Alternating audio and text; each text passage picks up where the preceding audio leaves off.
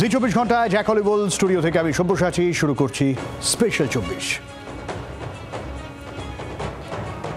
Donald ট্রাম্পকে হয়তো মনে মনে ধন্যবাদ জানাচ্ছেন ভ্লাদিমির পুতিন। চিরাচরিত বন্ধু ছাড়াও ভারত নতুন বন্ধু খুঁজতে গিয়েছিল। হ্যাঁ, আমরা ঠকেছি, এটা স্বীকার করতে আপত্তি থাকার কথা নয়। ডোনাল্ড ট্রাম্প ভারতের সঙ্গে বিশ্বাসঘাতকতা করেছেন, আর এই জায়গায় পুরনো বন্ধুর হাতই আরও শক্তপোক্ত করে ধরার প্রক্রিয়া চলছে নয়াদিল্লিতে। হাত কামড়াচ্ছে রাশিয়া, নিঃসন্দেহে আমেরিকার নিঃসন্দেহে হাত কামড়াচ্ছে রাশিয়ার জন্য। কপালে ভাঁজ চওড়া হচ্ছে পশ্চিমী দুনিয়ার, নিঃসন্দেহে। কারণ ডোনাল্ড ট্রাম্পের শুল্ক নিয়ে বাড়াবাড়িতে ভারত বুঝতে পেরেছে পশ্চিমী দুনিয়া নয়, গ্লোবাল সাউথই ভবিষ্যৎ। তারাই চ্যালেঞ্জ ছুড়বে পশ্চিমী দুনিয়াকে। এই জায়গা থেকেই নজরে ভারতের পুতিনের সফর। এই জায়গা থেকেই গুরুত্বপূর্ণ ভারতের রাশিয়ান দোস্তি।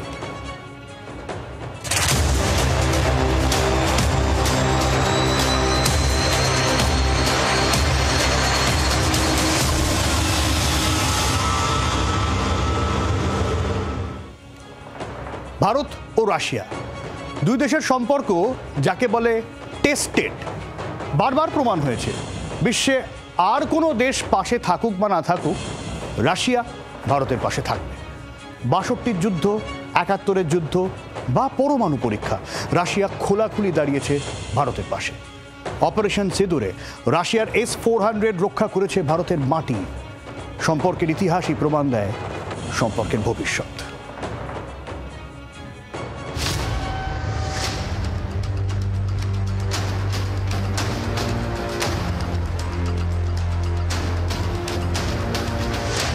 ঠান্ডা যুদ্ধের সময় থেকে ভারত ঠিক করেছিল তারা না সোভিয়েত না মার্কিন, কোনো পক্ষই থাকবে না। কিন্তু সময়ের জানান দিয়েছে ভারতের বিশ্বস্ত একমাত্র রাশিয়া। আমেরিকা ভারতকে সুবিধা মতো ব্যবহার করার চেষ্টা করে গিয়েছে বারবার, সেটাই মার্কিন চরিত্র। ভারতের ভারী শিল্পের ভিত তৈরির ক্ষেত্রে অনেকটা সাহায্য রয়েছে রাশিয়ার। রাশিয়ার কাছে ভারতের গুরুত্ব কতটা তার প্রমাণ ১৯৬২ সালে ভারত চীন যুদ্ধ।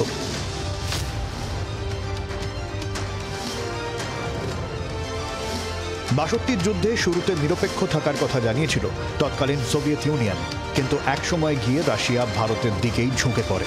ভারতকে ৬২ সালে সামরিক সরঞ্জাম, বিশেষ করে MiG-21 সেই সময় দিয়ে সাহায্য করেছিল মস্কো।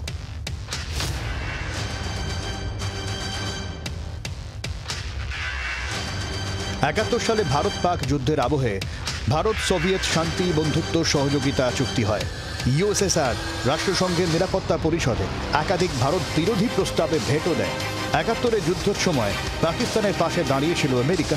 পাকিস্তানের পাশে দাঁড়িয়ে আমেরিকা মোতায়েন করে USS এন্টারপ্রাইজ যুদ্ধ জাহাজ, পাল্টা রাশিয়াও মোতায়েন করে অ্যাটমিক সাবমেরিন। ঠান্ডা যুদ্ধের শেষ দিকে ভারতের প্রায় ৭০ থেকে ৮৫% সামরিক সরঞ্জাম রাশিয়া থেকেই আসে।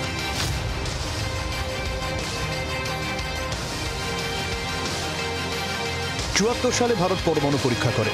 পশ্চিমী দুনিয়ার নিষেধাজ্ঞাকে উড়িয়ে ভারতকে প্রযুক্তিগত সাহায্য দিয়েছিল সোভিয়েত। সাহায্য ছিল মহাকাশ গবেষণাতেও। একই ঘটনার পুনরাবৃত্তি ৯৮ সালে পোখরান পরীক্ষাতে।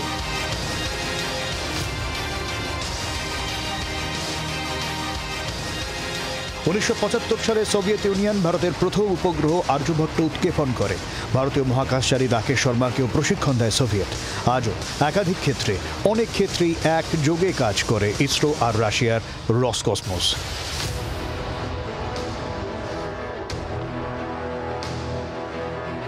গত মে মাসে রাশিয়ার বিদেশমন্ত্রী সের্গেই লাভরভের অভিযোগ ছিল ভারত ও চীনকে একে অপরের বিরুদ্ধে দাঁড় করানোর চেষ্টা করছে পশ্চিমী বিশ্ব। ডিভাইড অ্যান্ড রুলের অঙ্ক। এই জায়গা থেকে রাশিয়ার দাবি ভারত, চীন আর রাশিয়ার এক হবার সময় এসেছে এবার। এই জায়গা থেকেই ২০২০ সালে যখন গালওয়ান উপত্যকায় ভারত ও চীন সংঘর্ষ হয়েছিল, তখন রাশিয়া পরিস্থিতি শান্ত করার জন্য ব্যাক চ্যানেল ডিপ্লোমেসিতে বড়সড় ভূমিকা নেয়।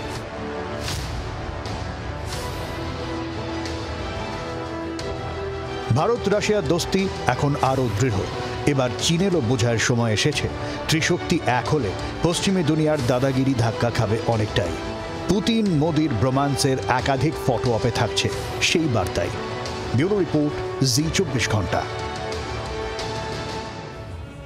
ট্রাম্পকে না চটিয়েও লেনদেনের বিকল্প পথ আরো শক্তপোক্ত করে ফেলল ভারত আর রাশিয়া। ব্রিক্স অন্তর্ভুক্ত দেশগুলো ডলার এড়াতে নিজেদের কারেন্সি তৈরি করছে বলে হইচই এখনো পর্যন্ত জারি রয়েছে। এই নিয়ে বেজায় ক্ষেপে রয়েছেন ডোনাল্ড ট্রাম্প। পুতিন বলেছেন এখনই কিন্তু কমন কারেন্সির পথে ব্রিক্স হাঁটছে না, তবে ভারত এবং রাশিয়া তারা অন্তত নিজেরা ডলারে ব্যবসা করবে না, নিজেদের কারেন্সি রুবেল আর টাকাতেই চলবে পারস্পরিক লেনদেন।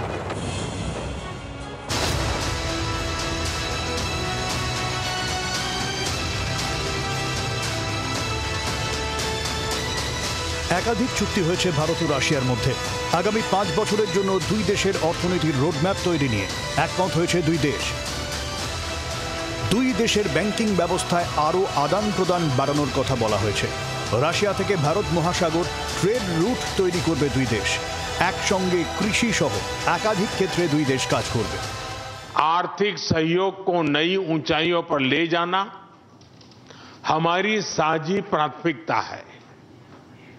इसे साकार करने के लिए आज हमने 2030 तक के लिए एक इकोनॉमिक कोऑपरेशन प्रोग्राम पर सहमति बनाई है। इससे हमारा व्यापार और निवेश डाइवर्सिफाइड, बैलेंस और सस्टेनेबल बनेगा और सहयोग के क्षेत्रों में नए आयाम भी जुड़ेंगे। দুই দেশ কমাচ্ছে ডলার নির্ভরতা। পুতিনের বার্তা, রুবেল আর ভারতীয় টাকায় চলবে দুই দেশের ব্যবসা। Our countries are gradually moving to the use of national currencies in mutual settlements. The share of these national currencies is already 96% in commercial deals. We've established resilient channels of credit, financial and interbanking cooperation. Russian economic operators have broadened the sphere of use of Indian rupees, which we receive from the fulfillment of export contracts. Russian rubles are being used to provide loans for large joint projects. Donald Trump দাবি করেছিলেন ভারত রাশিয়ার থেকে তেল কেনা কমাচ্ছে। এদিনের বৈঠকে অবশ্য সেরকম কোনো লক্ষণ দেখা যায়নি, বরং তেল গ্যাস সহ একাধিক ক্ষেত্রে আরও শক্তপোক্ত চুক্তি হয়েছে। বাণিজ্য, কৃষি, প্রতিরক্ষা, প্রযুক্তি, পরমাণু প্রযুক্তি থেকে শ্রম আদান প্রদান সব ক্ষেত্রে আরও কাছাকাছি আসছে দুই দেশ।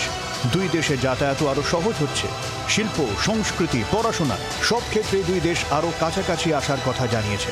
তৎকালীন সোভিয়েত ইউনিয়নের সঙ্গে ভারতের যে মাখামাখি সম্পর্ক, সেই সম্পর্কই ফিরে আসার পথে বলে মত বিশেষজ্ঞদের।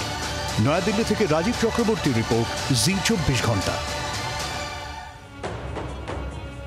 রাজনৈতিক বিশ্লেষক শুভম ভট্টাচার্য মনে করছেন প্রধানমন্ত্রী মোদী পশ্চিমমুখী হওয়ার প্রবল চেষ্টা করেছিলেন, বদল আনার চেষ্টা করেছিলেন নেহরুর প্রচলিত নীতিতে, কিন্তু সেই পুরনো পথেই হাঁটতে হলো ভারতকে।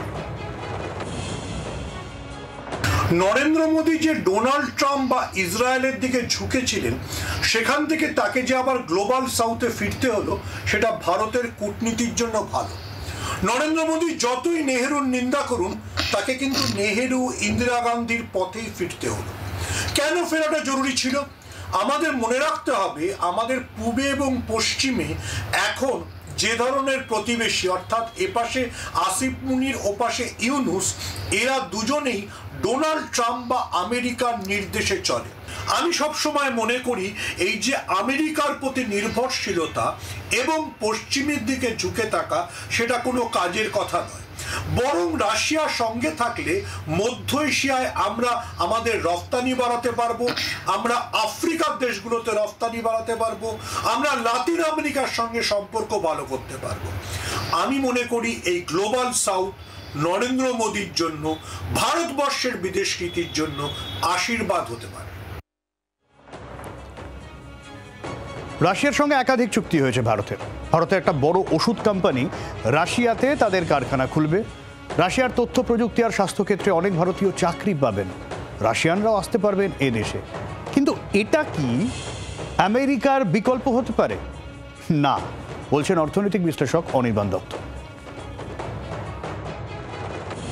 রাশিয়াতে যদি নতুন করে আরও কিছু এমপ্লয়মেন্ট ক্রিয়েশন হয়, ভারতবর্ষের যারা তথ্য প্রযুক্তির লোক তারা যদি ওখানে গিয়ে তথ্য প্রযুক্তি সংস্থা বা স্বাস্থ্যক্ষেত্রে কাজ করতে পারে তাহলে সেটা নিশ্চয়ই খুব ভালো। কিন্তু এক জিনিস মাথায় রাখতে হবে, আমেরিকার বিশাল সংখ্যক তথ্য প্রযুক্তি কোম্পানি যেগুলো আছে তারা কিন্তু ওয়ার্ল্ড ওয়াইড কাজ করছে এবং তাদের হেডকোয়ার্টার্স হচ্ছে আমেরিকা, এবং সেই জায়গাতে বিপুল সংখ্যক ভারতবর্ষের লোক কাজ করছে। এরকম ভাবার কোনো কারণ নেই যে আমেরিকার থেকে সেই সব লোক তাদের চাকরি ছেড়ে দিয়ে রাশিয়াতে যাবে।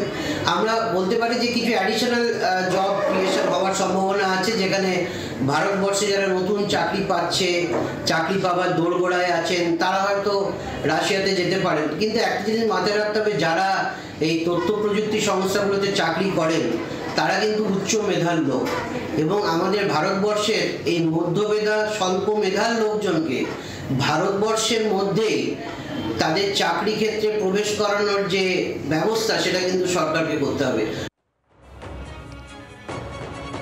গত 1 জুলাই এই স্পেশাল 24-এ আপনাদের জানিয়েছিলাম আর্কটিক বা সুমেরু অঞ্চল নিয়ে বড়সড় খেলা চলছে, যে খেলায় আমেরিকা আর রাশিয়ার মধ্যে নাক গলিয়েছে চীন। এবার রাশিয়ার হাত ধরে সে খেলায় নামতে চলেছে ভারতও। সুয়েজ খাল বা প্রশান্ত মহাসাগরীয় অঞ্চল দিয়ে তো জাহাজ চলাচল করে, পণ্য চলাচল করে, সেখান থেকে 40% শর্টকাট, এই যে ছবি দেখছেন পাশে, নর্দার্ন সি রুট, রাশিয়ার আর্কটিক শিপিং করিডোর, যা এখন পুরো চেন্নাই পর্যন্ত এভাবেই চলে আসবে। ইউরোপ আর এশিয়ার ক্ষেত্রে এই বাণিজ্য রুটে ভারতের উপস্থিতি আরও জোরদার হতে চলেছে।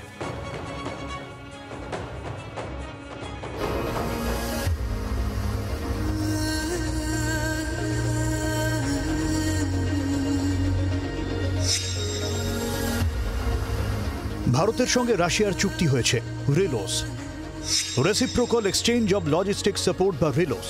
এই চুক্তির জেরেই সুমেরু অঞ্চলে নিজের উপস্থিতি জাহির করতে পারবে ভারত। রেলোস চুক্তি অনুযায়ী দুই দেশের মাটিতে সেনা মোতায়েন করতে পারবে। 3000 পর্যন্ত সেনা মোতায়েন করার অনুমোদন রয়েছে। রাশিয়ার মাটিতে যেমন ভারতের সেনা থাকবে, তেমনি ভারতের মাটিতেও থাকবে রাশিয়ান সেনা। দুই দেশের জলসীমায় একে অপরের 5টি পর্যন্ত যুদ্ধজাহাজ থাকতে পারে। দুই দেশের মধ্যে একে অপরের 10টি ফাইটার জেট থাকতে পারে। ফলে রাশিয়ার সুমেরু অঞ্চলে যেসব সেনা ঘাঁটি রয়েছে তাতে থাকতে পারবে ভারতীয় সেনা। লাদাখ বা অরুণাচলে অতি উচ্চতার যুদ্ধে ভারতীয় সেনা পারদর্শী। সুমেরুর প্রবল ঠান্ডায় সেই পারদর্শিতা এবার আরও দ্বিগুণ হতে পারে। এতদিন চীন এই সুবিধা নিয়ে আসছিল, এবার সেখানেও পৌঁছে গেল ভারত। সুমেরু অঞ্চলে চলাচলের জন্য বিশেষ জাহাজের প্রয়োজন। বরফ কাটা সেই জাহাজের জন্য রাশিয়া বিশ্বসেরা, সেরার সঙ্গে একযোগে কাজ করবে ভারত। আন্টার্কটিক জাহাজের যৌথ উৎপাদনে সহমত দুই দেশ।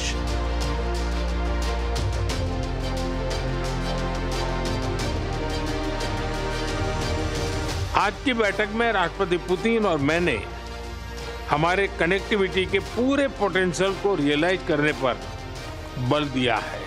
आईएनएसटीसी या तो फिर नॉर्दर्न सी रूट यानी चेन्नई व्लादिवोस्टोक कॉरिडोर, इन पर हम आगे बढ़ने के लिए प्रतिबद्ध हैं। जल्द ही इस दिशा में प्रगति होगी। সুমেরু অঞ্চল প্রাকৃতিক ভাণ্ডারে ভরপুর। রাশিয়ার একাধিক তেল ও গ্যাস উত্তোলন ক্ষেত্র রয়েছে এখানে। এলএনজি গ্যাস উত্তোলনের সেই ক্ষেত্রে ভাগ নিতে পারবে ভারত।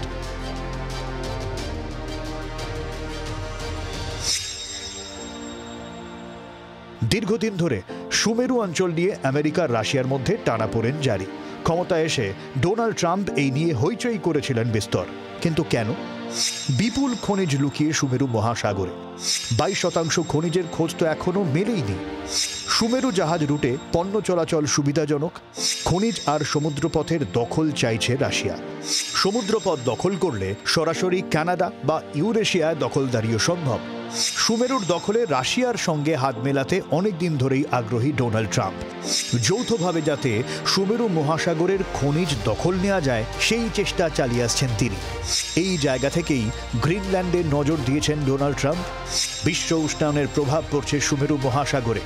ট্রাম্পের লক্ষ্য গরমে বরফ গললে উন্মুক্ত হতে পারে বিপুল খনিজ, কিন্তু কিছুতেই পুতিনকে বাগে আনতে পারছেন না ট্রাম্প। আলাস্কায় ট্রাম্প পুতিন বৈঠকেও লুকিয়েছিল এই সুমেরু বার্তা। সেখানেই এবার খেলা শুরু করতে চলেছে ভারত রাশিয়ার হাত ধরে। ট্রাম্পের কপালের ভাঁজ আরও চওড়া হচ্ছে কি? ব্যুরো রিপোর্ট, জি24 ঘন্টা। শুরুটা করেছিলাম কিভাবে ঐতিহাসিকভাবে রাশিয়া ভারতের পাশে দাঁড়িয়েছে, কিন্তু তার মানে কি রাশিয়া ভারতের সাথে কখনো বিশ্বাসঘাতকতা করেনি? করেছে। এটাও তো বন্ধুত্বের পাঠ। 71 সালে রাশিয়া শুরু থেকেই ভারতের পাশে দাঁড়ানো উচিত ছিল, যদিও শেষ পর্যন্ত রাশিয়া ভারতের পাশে থাকতে হয়েছিল কিন্তু তৎকালীন সোভিয়েত প্রেসিডেন্ট আর বিদেশমন্ত্রী ভারতকে আগে ভাগে সিজ ফায়ারের জন্য চাপ দিয়েছিলেন। কিন্তু সব থেকে বড় ধাক্কা এসেছিল 1979 সালে। সোভিয়েতকে বারবার নয়াদিল্লি অনুরোধ করেছিল আফগানিস্তানে যেন কিছুতেই তারা হামলা না চালায়। ভারত সতর্ক করেছিল যদি সোভিয়েত এই কাজ করে তাহলে ওই এলাকায় মৌলবাদের জিগির বাড়বে আরও। এবার তাই হয়েছে। এর জেরে কাশ্মীর 80-র দশক থেকে আরও অশান্ত হয়েছিল। ভারত বন্ধুত্বের খাতিরে রাশিয়াকে সমর্থন করতে বাধ্য হয়েছিল সেবার। 91 সালে যখন সোভিয়েত ভাঙল, পাকিস্তানের সঙ্গে সখ্যতা বাড়ালো রাশিয়া। ভারত নিঃসন্দেহে ভালোভাবে দেখেনি।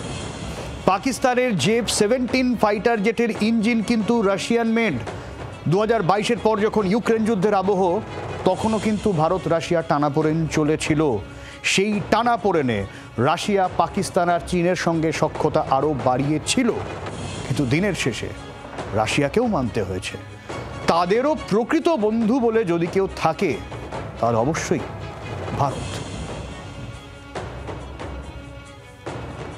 আর ঠিক এই জায়গা থেকে রাশিয়া চাইছে সুমেরু অঞ্চলে তার টিমের প্লেয়ার আরও শক্তিশালী হোক। শুধু সুমেরু কেন, গ্লোবাল সাউথকে এককাট্টা করতে চান পুতিন। সে কারণে পুতিন চান চীন আর ভারত এককাট্টা হোক। ক্রি অর্থাৎ চীন, রাশিয়া, ভারতের জোটের সওয়াল করে থাকে মস্কো। এই জায়গা থেকে ভারতের হাত শক্ত করতে চাইছে রাশিয়া। মাথায় রাখতে হবে রাশিয়ায় কর্মী সংকট রয়েছে, ফলে ভারতের দক্ষতা তাদের প্রয়োজন। সে কারণেই তো সুখোই 57-এর মতো 5th জেন ফাইটার জেটের সোর্স কোড ভারতের হাতে তুলে দিতে দ্বিধাবোধ করছেন না পুতিন। কারণ জয়েন্ট প্রোডাকশন হবে ফাইটার জেট সহ প্রতিরক্ষা ক্ষেত্রের একাধিক বিষয়।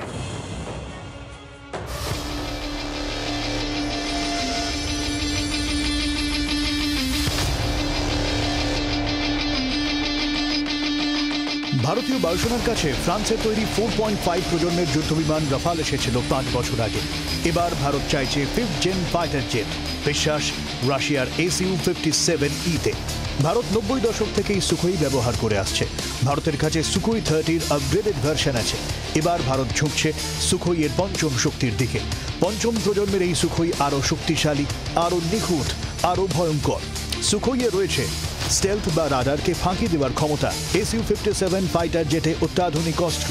জেটে 300 থেকে 400 কিলোমিটার পাল্লার R-37M মিসাইল, 6টি এয়ার টু এয়ার মিসাইল থাকতে পারে, 4টে দূরপাল্লার ও 2টি স্বল্প পাল্লার মিসাইল থাকবে। 10,000 কেজি অস্ত্র নিতে পারে Su-57। 3D thrust vectoring engine রয়েছে। 180 ডিগ্রি মাঝ আকাশেও ঘুরতে পারে। ডগ ফাইটেও অপ্রতিরোধ Su-57। ভারতের ব্রহ্মোস বহনে সক্ষম। ভারতের আস্ত্রা মিসাইল ব্যবহার করা যাবে ভারতের রুদ্র।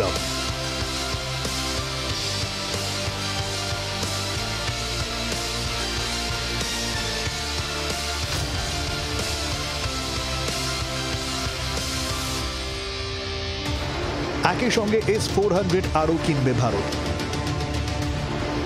তার সঙ্গে যোগ হবে S-500 Prometheus air defence system. বর্তমানে ভারতীয় বায়ুসেনার এয়ার ডিফেন্স সিস্টেমের ক্ষেত্রে অন্যতম হাতিয়ার রাশিয়ার S-400 ট্রায়াম্প। চলতি বছরের মে মাসে অপারেশন সিন্দুর এবং তাকে ঘিরে পাকিস্তানের সঙ্গে সংঘর্ষে নিজের জাত চিনিয়েছে মস্কোর এই হাতিয়ার। S-500 প্রমিথিউস কিন্তু শুধুমাত্র এর উত্তরসূরি নয়, বরং আরও অত্যাধুনিক, আরও ক্ষমতাশালী। এর বর্মে আটকে যাবে হাইপারসনিক মিসাইল।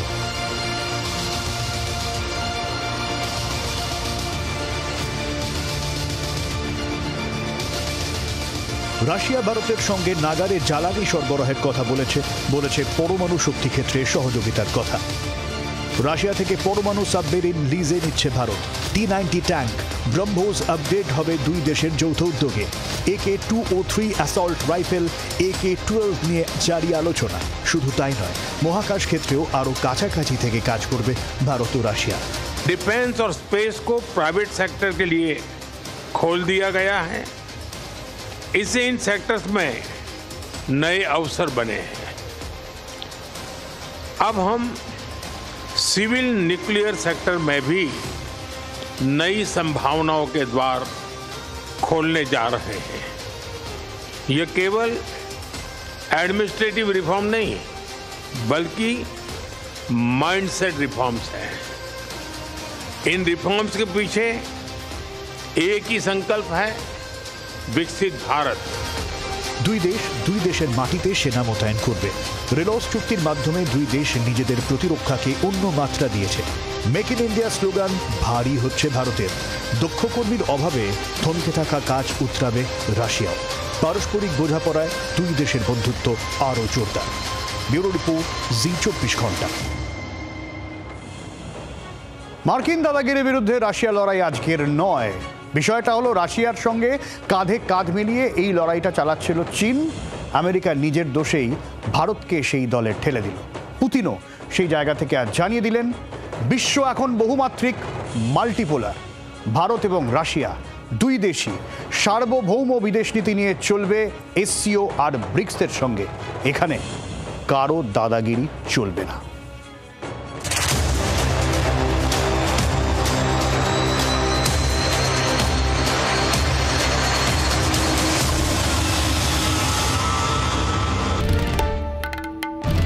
বাংলার আওয়াজ, বাঙালির আবেগ, জি 24 ঘন্টা।